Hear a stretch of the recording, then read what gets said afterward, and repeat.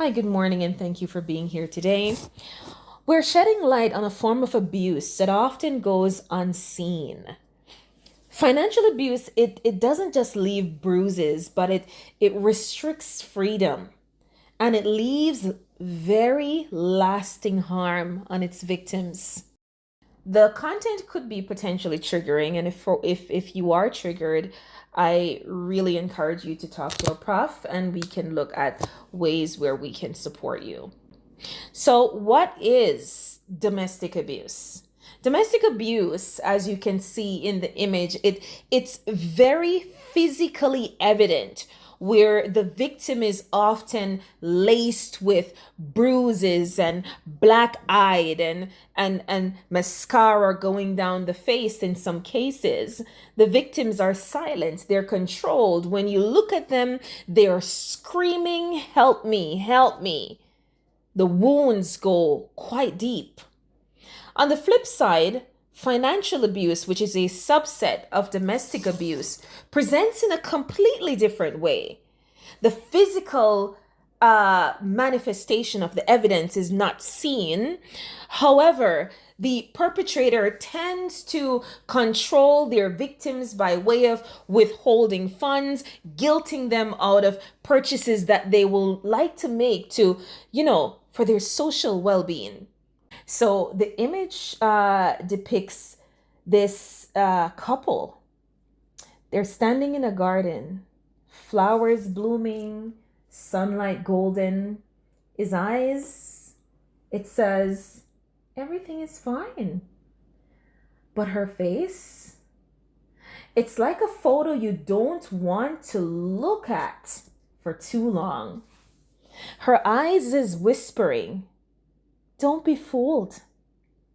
Between them, a chain not of metal but money, a dollar sign locked like a wedding band. She never got a chance to choose. This is what financial abuse looks like. Beautiful on the outside, but crushing on the inside. My friend lives this. She asks to buy shampoo, to see friends, to take up space. And when she does, he decides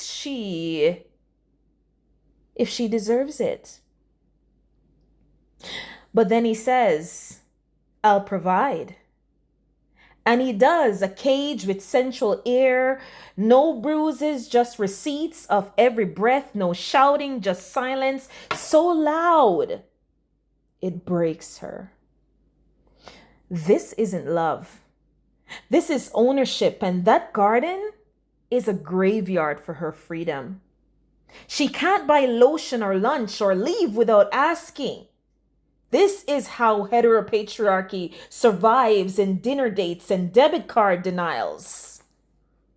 What do you need to buy shoes for? You don't need makeup. Just stay home. But I see her, and I won't be silent.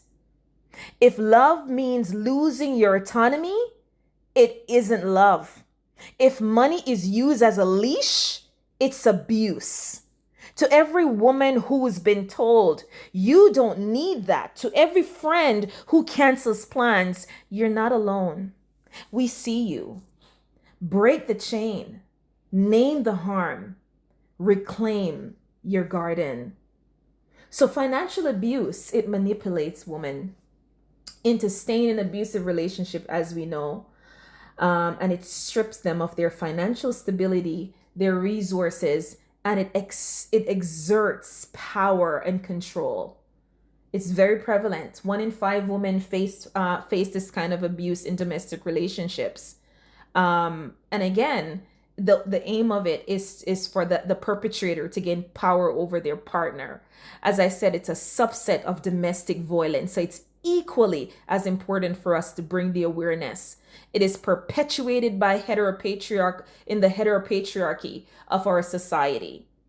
And just some quick statistics. We know in Canada, 50% of our survivors in shelter have experienced financial abuse.